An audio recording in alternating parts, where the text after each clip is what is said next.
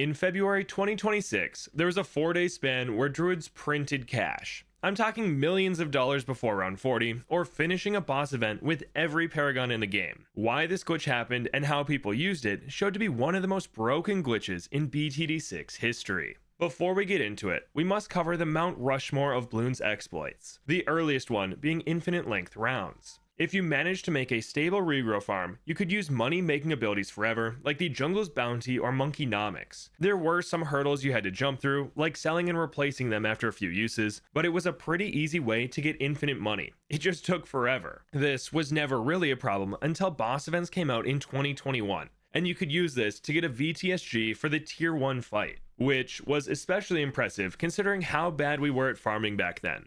Ninja Kiwi, the company that made BTD6, fixed this by adding a timer that prevents cash generating abilities after 3 minutes into a round. The second bug is the Chinook stall. Similar to the last one, the support Chinook could make any round last forever by pushing the balloons back to the entrance, off the screen, where they couldn't be popped, letting us use the Chinook's ability 3 times per round for $5,400. An insane payout, considering the upgrade only cost $10,500 back then. With this, you could place more and more Chinooks, getting millions of dollars by round 40, and you could end the round whenever you wanted by moving the heli away from the entrance. This pales in comparison to the third glitch though, Quantum Entanglement, the only one that could be argued to be as overpowered as this new Druid bug. Here, we could link towers together using the total transformation, making them end up on the dependent entities list of another tower. This led to some crazy interactions like infinite abilities, being able to Plasma Monkey Fan Club any monkey, or even compounding Sun Temple sacrifice effects. The only thing was the links depended on when the cash got flushed,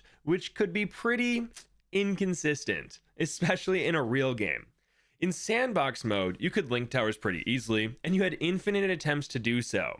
But outside of this, it was more difficult than one would expect. Still overpowered? Yes. But the unreliability was not as game-breaking as some Reddit posts or YouTube videos made it seem. The final glitch is pool stacking, something we still have today, as it requires powers to pull off. If you place 25 portable lakes on top of each other by freezing the water with an ice monkey, the game stops recognizing the footprints of towers placed up there, meaning you can put monkeys on top of each other, letting you get infinite farms or druids on top of the stack of pools.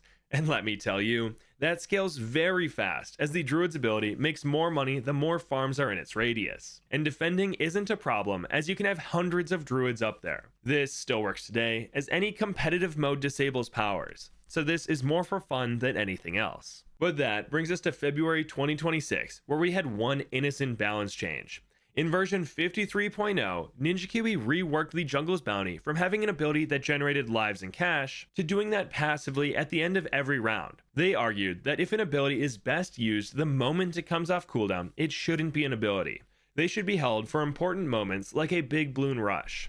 This change was divisive to say the least. Many sided with Ninja Kiwi, as spamming the Druid's ability to make money was not fun and would enjoy a more passive approach, while others argued that this killed an entire path of farming.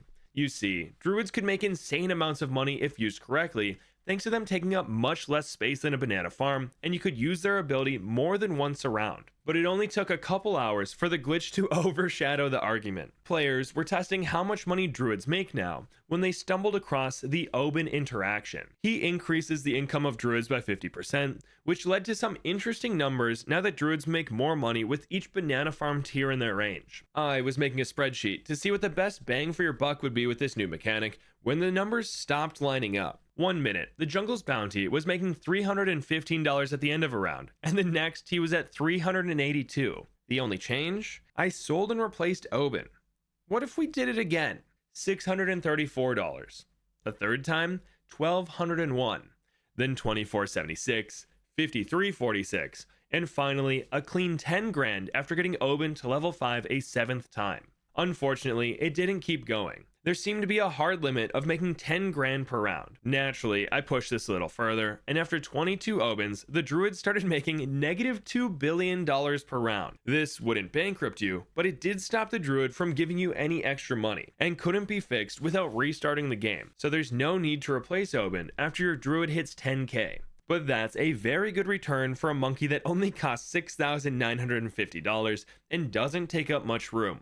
To put that in perspective, that's more than a Banana Central or Monkey Wall Street make per round, and they cost $140k and $90,000 respectively. To be fair, these farms bring other advantages to the table, but it's not even close. The Druid was unbelievably broken. But I haven't even gotten to the best part yet. Remember how I said you had to restart the game to get the Druids to reset their income? Yeah, it transfers to different maps and modes. So you can set up the Hbomb buff 7 times, then boot up an elite boss fight. I actually didn't know this was the case when filming, and was prepared to sell and replace Hbomb several times in Polyphemus when my jungle's bounty made 10 grand at the end of round 27 out of nowhere. I was pretty shook, but happy to see it was even more broken than I thought. This is so profitable that I had 50 of them down by round 33, netting $500,000 per round, and still having plenty of space to build high degree paragons at the bottom of the map. Without trying, I had $3.3 million for the first tier of Bloonarius and made a degree 64 Apex Plasma Master, which might have been a bit overkill, especially on a map like this that has plenty of obstacles for the APM to bounce off of. To compare this to a normal run, I did the same fight after the bug was fixed and farmed normally. By round 40, I had a Monkeyopolis and managed to defend with a Sticky Bomb Ninja and 2 more Glaives. $16,000 worth of defense. About 40 times less expensive than the Apex Plasma Master we made with Druid farming. These Druids were making more money than a fully fleshed out late game farming setup.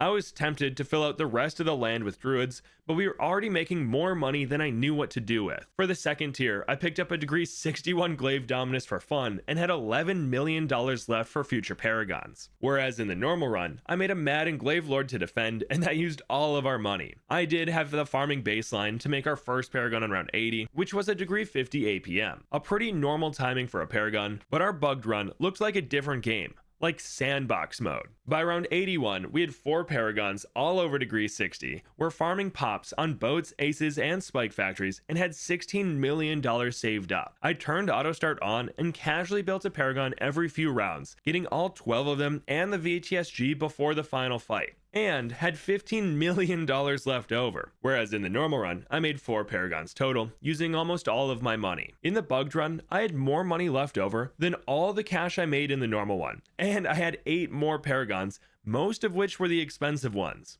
It was a very different experience. While the glitch made the game a piece of cake, it was surprisingly relaxing to create a maxed out Paragon every few rounds without a worry in the world.